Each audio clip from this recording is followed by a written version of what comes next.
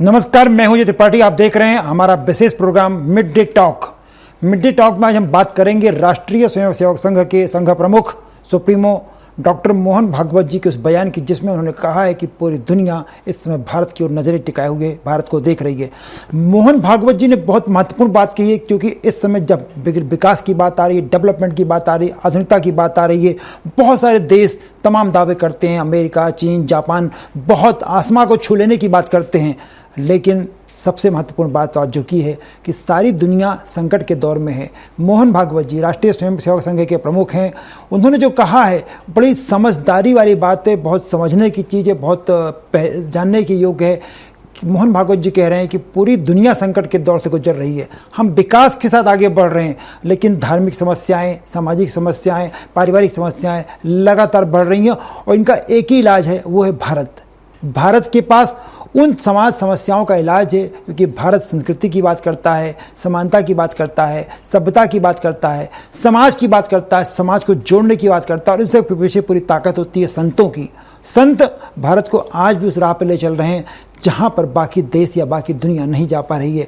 उस रास्ते पर चल के ही संकट दूर हो सकते हैं, और इसीलिए मोहन भागवत जी कह रहे हैं कि पूरी दुनिया भारत की ओर एकटक देख रही है ताकि उनका संकट दूर हो सके। इन्हीं सारे मुद्दों पर चर्चा करेंगे। आज हम बात करेंगे संघ दूर करेगा संकट। हमारे साथ खास मेहमान जुड़ेंगे, उनसे समझने की कोशिश करेंगे कि आखिरकार ये कैसे दूर होगा। और इसी पर चर्चा करने के पहले देखते हैं वो कि मोहन भागवत जी ने कहा क्या है। एक रिपोर्ट।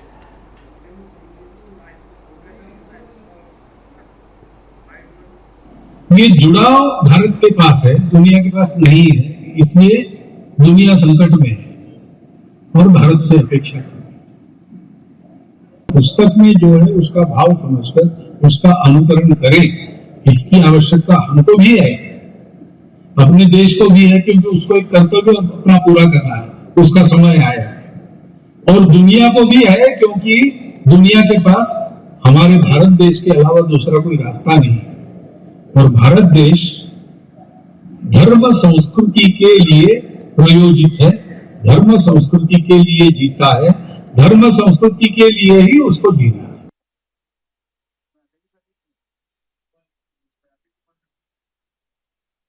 दुनिया संकट के दौर जीती है, भारत की ओर नजरें टिकाए है कि भारत धर्म और संस्कृति की बात करता है, भारत धर्म और संस्कृति को जीता है, संतों के बताए मार्ग पर चलता है। इन सारे मुद्दों से क्या दुनिया का भला हो सकता है? क्या सच में पूरी दुनिया भारत का अनुसरण करेगी? इन सारे मुद्दों पर चर्चा करने के लिए हमारे साथ खास मेहमान होंगे। उनसे बातचीत करेंगे और समझने की कोशिश करेंगे पूरे मामले को। मोहन भागवत जी के बयानों का विश्लेषण करने की कोशिश करेंगे। मेरे साथ लाजपत आहूजा जी जुड़ रहे हैं। लाजपत आहूजा जी संघ मामलों के जानकार हैं, वरिष्ठ प्रशासनिक अधिकारी रहे हैं, रिटायर हो गए हैं। और साथ ही भूपेंद्र सुल्लेरे जी हैं, वरिष्ठ पत्रकार हैं, जो सामाजिक विषयों पर, राष्ट्रवादी विषयों पर बात करते हैं। सबसे पहले मैं आहूजा साहब के पास आऊँगा, लाजपत आहूजा जी के पास। सर, ये जो आज मोहन भागवत जी ने कहा है कि संघ जो है वो क्योंकि कह रहा है कि भारत जो है वो एक ऐसे अध्यात्म के मार्ग पर चल रहा है, धर्म के मार्ग पर है, संस्कृति के मार्ग पर। आज सारी दुनिया विज्ञान की बात कर रही है। विज्ञान कहाँ से कहाँ पहुँच रहा है, तो विकास का वो रास्ता संकट दूर करेगा, या जो मोहन भागवत जी कह रहे हैं वो दूर हो पाएगा? अजय जी, मेरी आ रही है जी? आप नमस्कार जी। आपके को नमस्कार। संघ प्रमुख की संघ चालक जी की बात में जी ऐसा नहीं है कि उन्होंने ये बात पहली बार की है। जी जी जी। संघ अपने शताब्दी वर्ष में है जी।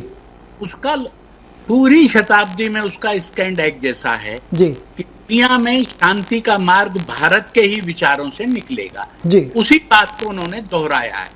विज्ञान से भी कोई विरोध नहीं है, विज्ञान में हमारी भी परंपरा का हिस्सा रहा है जी, बल्कि ये कहें कि उज्जवल परंपरा का हिस्सा रहा है। तो उन्होंने कोई बात नहीं है कि विज्ञान की आवश्यकता नहीं है, उसके बीच में भी भारत के ही मूल्य विश्व में शांति कर पाएंगे जी। ये संदेश है। सर, वो संदेश में एक जो बात बार बार वो कल से चर्चा में चल रहा है कि आखिरकार क्या वर्तमान समय में धर्म और संस्कृति या सनातन परंपरा जिसे हम कहते हैं, कई बार विपक्षी लोग आरोप लगाते हैं या बाकी लोग कहते हैं कि संघ का अपना एजेंडा है, धीरे धीरे सब पे लागू कर रही है, जिसे एक नया नाम दिया गया है सनातन। मैं ये कहूं कि संघ का कोई एजेंडा ही नहीं है जी। ये एक ऐसा संगठन है विश्व का जिसका अपना कोई एजेंडा नहीं है। वो सिर्फ भारत और भारत के मूल्यों की प्रतिष्ठा चाहता। इतना छोटा एजेंडा किसी भी एनजीओ का नहीं होता जी। उनका ये छोटा भी समझें और बड़ा भी समझें, उनका एकमात्र एजेंडा है भारत और भारत के मूल्य दुनिया भर में जैसे जाते रहे हैं, लोग प्रेरणा लेते रहे हैं। वो संघ का अपना कोई एजेंडा नहीं है। जी जी। संघ जो है, संघ का मतलब समाज, पूरा समाज को समझे जी। तो संघ का अपना कोई निजी एजेंडा नहीं है। जी जी। डॉक्टर भूपेन सुलेरे जी जुड़े हमारे साथ, वरिष्ठ पत्रकार हैं और राष्ट्रवादी मुद्दों पे बहुत लिखते पढ़ते रहते हैं। भूपेन जी, जो आहूजा जी बात कह रहे थे कि संघ का अपना कोई एजेंडा नहीं होता है, इस और संघ जो बात कहता है वो समाज की बात करता है। समाज मतलब संघ, संघ की एक नई परिभाषा अब मैं सुन पा रहा हूँ।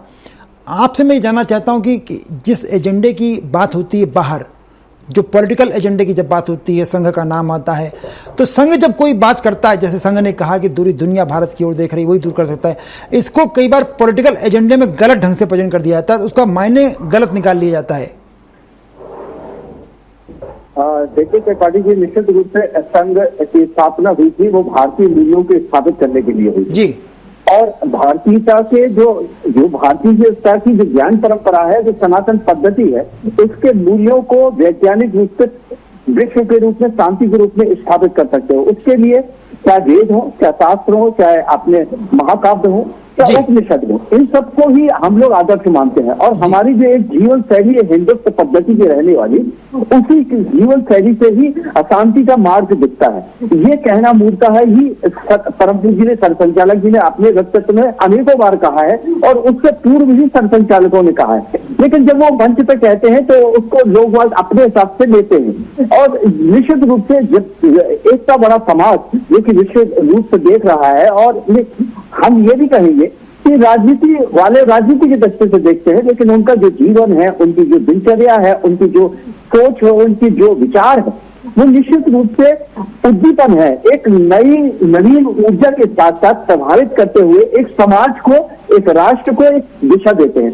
अब आपने कहा कि राजनीति के रूप से लोग देखते हैं, तो देखिए इसके बारे में, क्योंकि लोग समझते हैं कि भारतीय जनता पार्टी जो उनका आनुषंगिक संगठन इस तरह से मानते हैं, लेकिन उनका आप शायद उससे पूर्व 1980 से पूर्व में क्या राजनीति भारत में होती नहीं थी क्या? और उसके बाद भी जो राष्ट्रीय मूल्यों की बात करते रहे, संघ ने हमेशा उनका समर्थन किया है। उसके पूर्व के जो प्रधानमंत्री रहे, चाहे आप देखिए 1960 के युद्ध में, चाइना के युद्ध में परेड के लिए हुआ तो संघ को बुलाया गया और उसने बिल्कुल उस तरह से साथ दिया। चाहे इंदिरा गांधी के बांग्लादेश के विभाजन के रूप में उनकी मुख्य भूमिका रही तो संघ ने उनको साथ दिया उस समय, और विभिन्न निर्णयों में दिया। लेकिन जब इमरजेंसी लगी और इमरजेंसी के बाद जो कालाध्याय आया, उसके बाद संघ को लगा कि हमें अपनी बात रखने के लिए संसद में कुछ संगठन चाहिए था। उसके बाद तृतीय संचालक जी ने इसकी स्थापना की और निश्चित रूप से एक अपने जो विचारधारा के लोग थे उनको भेजा गया, और आज वह संगठन एक निश्चित रूप से सुचितापूर्ण, राष्ट्रवादी और एक विकसित भारत और भारत को गगनी में आने के लिए एक कार्य कर रहा है, एक श्रद्धा सुमन के रूप में कार्य कर रहा है। तो हम ये निश्चित कह सकते हैं कि इसमें त्याग तपस्या है, और अपने मूल्यों को स्थापित करने के लिए आज की जो आधुनिकता, पश्चात संस्कृति हो, चाहे आतंकवाद हो, चाहे इस्लामीकरण हो, इस तरह से विभिन्न पहलुओं के रूप में संघ के स्वयंसेवक विभिन्न रूप से कार्य कर रहे हैं अपनी अपनी दक्षता के अनुसार, और उसी के अनुसार संघ अपने संगठनों का भी निर्माण करता रहता है। और संघ ये नहीं कहता, समाज ही संगठनों को निर्मित करता है। जब जैसी आवश्यकता पड़ती है उस हिसाब से संगठन समाज में कार्य करते हैं। तो ये तो परम पूज्य जी का एक अभिव्यक्ति थी जो आज हमने लिए, क्योंकि एक बड़ा समारोह था और उन्होंने कहा निश्चित रूप से, क्योंकि प्रधानमंत्री ने भी कहा कि भारत ही शांति का मार्ग जा सकता है। और निश्चित रूप से क्योंकि वसुदेव कुटुंबकम सर्वे भवन्तु सुखिनः की कल्पना हमारे ही ग्रंथों में है और हमारे यहाँ है, क्योंकि आज अगर इतनी डाइवर्सिटी भारत में देखी जाए तो विश्व में कहीं नहीं है। लेकिन वहां की मैं थोड़ा सा आहूजा साहब से एक बार फिर एक नए मुद्दे पर समझने की कोशिश करता हूँ। आहूजा साहब, एक संघ प्रमुख ने यह भी कहा है कि संतों के प्रवचन चलते रहे, कि भारत की जो संस्कृति है वो संतों से है, जो समाज की बात, अध्यात्म की बात जो करी जा रही है वो संतों की वजह से है, और संघ संतों के पीछे डंडा लेके खड़ा रहता है ताकि संतों के प्रवचन चलते रहें। तो संतों के प्रवचन चलने के लिए संघ का डंडा होना जरूरी है क्या? आप पत्रकार हैं इसलिए शाब्दिक अर्थ लगा रहे हैं जी। डंडा का अर्थ, उनका आशय यह है कि संतों के पीछे, संतों की जो वाणी है वो भारत की वाणी है जी, उसमें भारत के विचार हैं जी, और संघ समर्थन करता है इसलिए उनके पीछे खड़ा है जी। तो पीछे खड़े होने के भाव में है, उनकी सुरक्षा के भाव में, ना कि वास्तविक रूप से डंडा लेके खड़ा होना। जी जी जी सर, ये कुछ एक जो बात थी कि एक तरफ हम वही बात फिर आती है कि विकास के जिस मार्ग पर पूरी दुनिया दौड़ रही है, कंपटीशन बना हुआ है, ऐसे में ये धर्म, अध्यात्म बड़ा ट्रेडिशनल जिनको माना जाता है, अगर उसकी बात संघ प्रमुख कह रहे हैं, बड़ी ट्रेडिशनल परंपरागत बातें हो जाती है कि धर्म की बात हो, समाज की बात हो, संस्कृति की बात हो, इससे बहुत आगे निकल चुके हैं बहुत सारे देश। तो क्या इन परंपराओं पे चल करके जो संघ प्रमुख कह रहे हैं कि हम समाज की बात, संस्कृति की बात, क्या दुनिया को एक नई दिशा दे सकते हैं? बिल्कुल, ये सिर्फ नरेटिव का खेल है कि धर्म की बात करना माने पिछड़ेपन की बात करना, जी, पिछड़ापन की बातें करना, जी। ऐसा नहीं है। विकास और धर्म साथ चल सकते हैं और सरसंघचालक जी भी यही मानते हैं। मिस्टर दिनेश जैन जी जुड़ गए, संघ मामलों के विचारक है, सब बड़े संघ के अच्छे जानकार हैं। दिनेश जी, बहुत बहुत स्वागत है आपका। हम लोग चर्चा कर रहे थे दिनेश भाई साहब कि जो संघ प्रमुख जी ने कहा है, कल जो बात की, उसमें एक बड़ा मुद्दा आता है कि वैचारिक रूप से दुनिया विज्ञान की बात कर रही है, तरक्की की बात कर रही है, रॉकेट जा रहा है, चांद पर लोग पहुंच रहे हैं, और हम कई बार हमको पिछड़ा नहीं कहा जाएगा कि हम बिल्कुल वहीं टिके हुए हैं कि धर्म, अध्यात्म, संस्कृति, संत, महात्मा। दिनेश जी, देखिए अल्टीमेटली देखिए अजय जी, अल्टीमेटली आदमी घूम फिर कर वहीं आता है जी।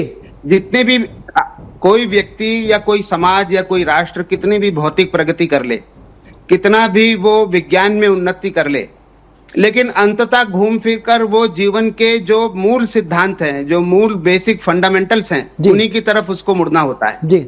आध्यात्म जो है वो आज हम देखते हैं कि पश्चिम देशों में लोग मानसिक शांति की तरफ भाग रहे हैं जी। कोई भी महात्मा या कोई भी ऐसा आध्यात्म का पुरोधा उन्हें मिल जाता है तो लाखों की संख्या में लोग उन्हें फॉलो करने लगते हैं जी। मानसिक शांति ही अंततः मानव जीवन के कल्याण की ओर ले जाती है। और परम पूज्य भागवत जी ने जो कहा है कि विश्व भारत की ओर देख रहा है, जी जी। निश्चित रूप से आध्यात्म और शांति और मानसिक चेतना और मानव कल्याण की ओर अगर कोई राष्ट्र, कोई संस्कृति ले जा सकती है तो वो सिर्फ सनातन संस्कृति, सनातन मूल्य और भारतवर्ष ही ले जा सकता है जी।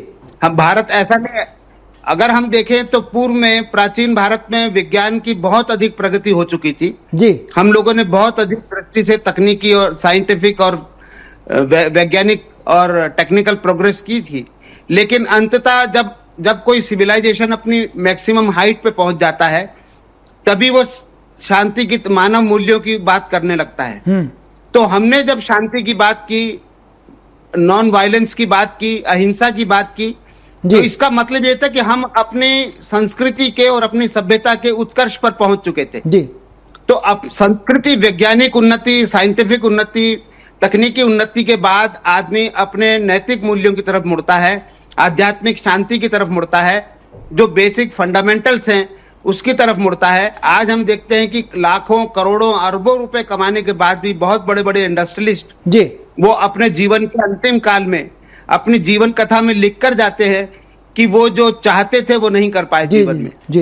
अरबों रुपया, खरबों रुपया कमाने के पश्चात भी जब व्यक्ति को मानसिक शांति नहीं मिलती, नैतिक मूल्य नहीं मिल पाते, परिवार का सपोर्ट नहीं मिल पाता, तब आदमी हताश और निराश हो जाता है। तो भारतीय संस्कृति और हमारे सनातन मूल्य जो है वो मानव की मूलभूत सभ्यता और उसकी मूलभूत आवश्यकताओं की ओर ले जाता है। आखिर मानव कल्याण की जो स्रोत, जो विचार सनातन धर्म और संस्कृति में है वो और किसी संस्कृति और मूल्यों में नहीं है।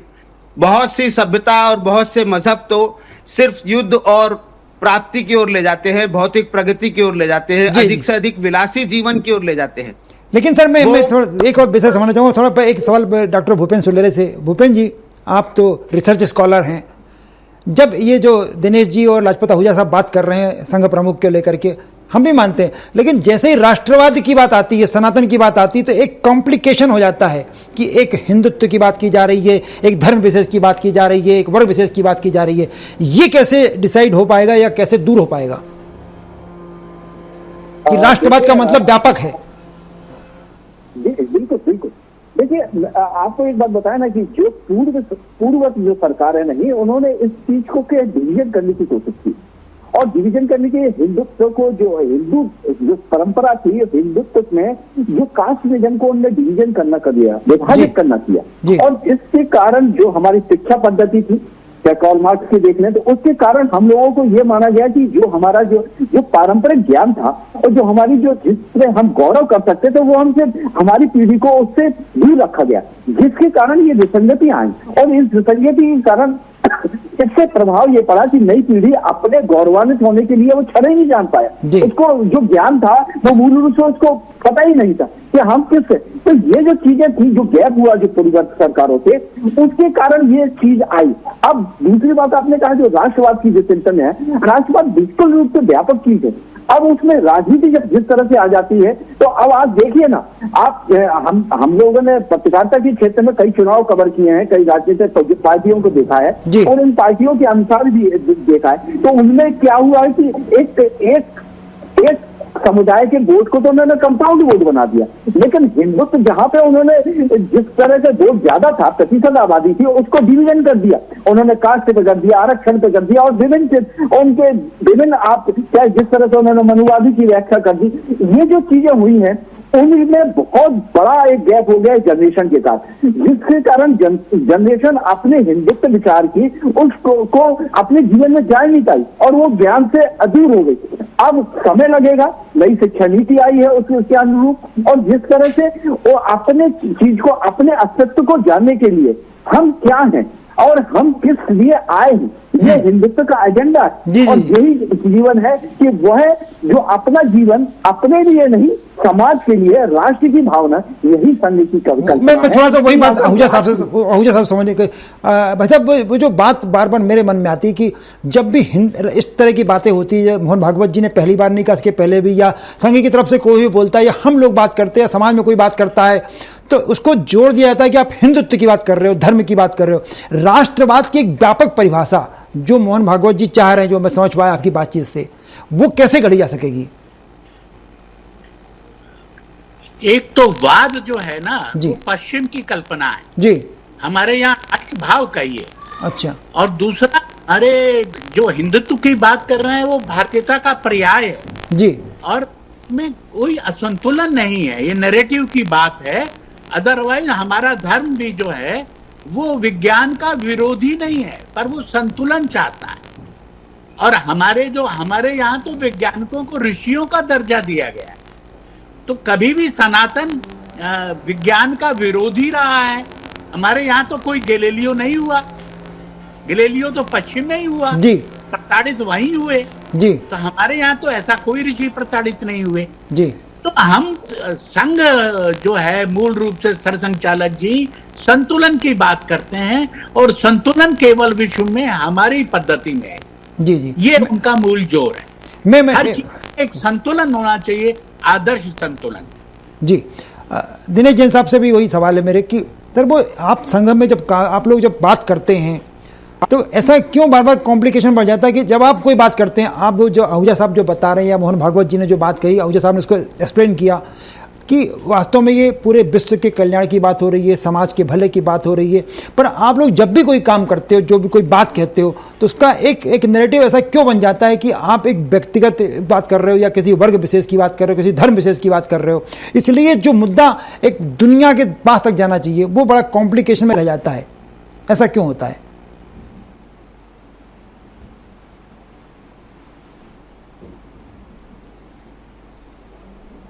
दृष्टिकोण है मानव मात्र का कल्याण जी।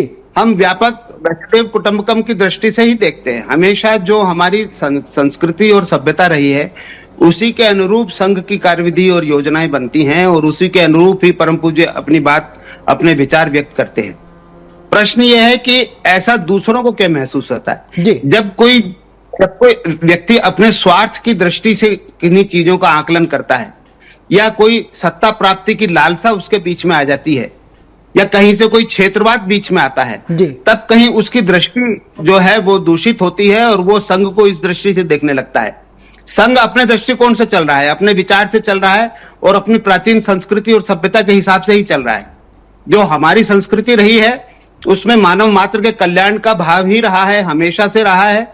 और जैसा लाजपत जी ने कहा, हिंदू संस्कृति, सनातन संस्कृति जो है वो तकनीकी में, विज्ञान की प्रगति में और मानव मूल्यों में एक संतुलन कायम करके ही चलती है हमेशा जी। और यही कारण है कि हजारों वर्ष बीतने के बाद भी हमारी संस्कृति और इतने आक्रमण होने के बाद भी, इतने आघात होने के बाद भी हम अपनी संस्कृति पर अडिग हैं और आज भी हमारे मूल्य जो है विश्व में अपना स्थान, प्रथम स्थान रखते हैं। और निश्चित रूप से आक्रांताओं को हमले झेलने के बाद, हमारी पुनः चेतना जागृत होने के बाद हम अपने स्थान पर पुनः पहुंचेंगे, उसको प्राप्त करेंगे, ये हमारा विश्वास है और उसी रास्ते पर हमारा संगठन चल रहा है। नहीं पर सर, एक जो मेरे मन में सवाल आ रहा है कि जब आप ये सब बातें करते हैं तो इसमें क्या हिंदू, मुस्लिम, सिख, वसुधैव कुटुंबकम जो एक शब्द आप लोग यूज करते हो, जो परम पूज्य सरस्वती सिंह झाला जी भी करते हैं, तो उसमें सब शामिल है या सिर्फ हिंदू शामिल है? उसमें सभी शामिल है। जैसा कि परम पूज्य ने कहा कि इस ओर रहने वाले प्रत्येक व्यक्ति हिंदू ही है जी। सभ्यता से, जीवन पद्धति से, अपने मूल्यों से और मानव कल्याण की भावना को लेकर हम प्रत्येक व्यक्ति को हिंदू ही मानते हैं जी। ये अलग बात है कि उसकी पूजा पद्धति कोई दूसरी हो सकती है, पर उसके जो मूलभूत उसूल है, जो मूल्य हैं, वो वही है जो हमारी इस पावन भूमि के रहे हैं वर्षों से, शताब्दियों से जी। जो हमारे जीवन मूल्य रहे हैं, जो हमारा दर्शन रहा है, उसी को फॉलो करने वाला प्रत्येक व्यक्ति हिंदू ही कहलाएगा जी जी। सुलेरे जी, मैं आपसे एक आखिरी सवाल बस आपसे कि ये जो एक नैरेटिव बन जाता है, जब भी मोहन भागवत जी कुछ बोलते हैं उसका नैरेटिव अलग ढंग से प्रचलित होता है, ये ना बन के जो वास्तव में जो बात कह रहे हैं, कल उन्होंने जो बचपनवासी संस्था के कार्यक्रम में कहा कि पूरी दुनिया वास्तव में संकट, उस संकट की परिभाषा गढ़ के और एक संघ जो काम कर रहा है, संघ जो दिशा दे सकता है, उसको एक अलग ढंग से लोगों तक पहुंचाया जा सके, इसके लिए क्या कर सकते हैं?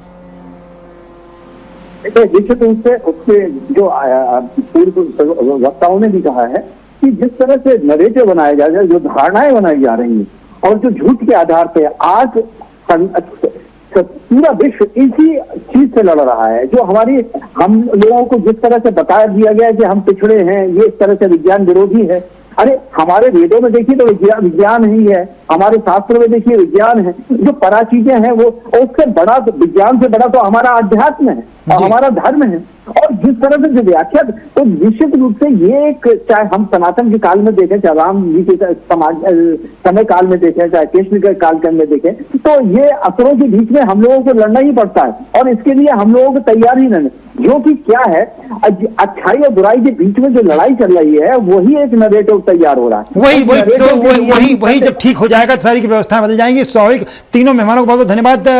लाजपत आहूजा साहब आपका थैंक यू, भूपेंद्र जी आपका, दिनेश जी, जैन भाई साहब आपका बहुत बहुत धन्यवाद। तो सभी मेहमानों का ये कहना था कि संघ प्रमुख ने जो बात कही है वो एक नैरेटिव बदल जाता है, पर हकीकत ये है कि संघ प्रमुख जो कह रहे हैं वो संस्कृति की बात कर रहे हैं, समाज की बात कर रहे हैं, और संस्कृति, समाज, धर्म के मार्ग पर चलकर दुनिया का कोई सा भी संकट हल हो सकता है, और यही बात संघ के प्रमुख जी ने कही है। आज का ये प्रोग्राम बस यही तक। कल फिर किसी नए मुद्दे के साथ, नए मेहमानों के साथ आपके साथ फिर मिलूंगा। तब तक के मुझे आज्ञा दीजिए, नमस्कार। लेकिन खबरों का सिलसिला चलता रहेगा, इसलिए जाइएगा मत, देखते रहिए स्वराज एक्सप्रेस।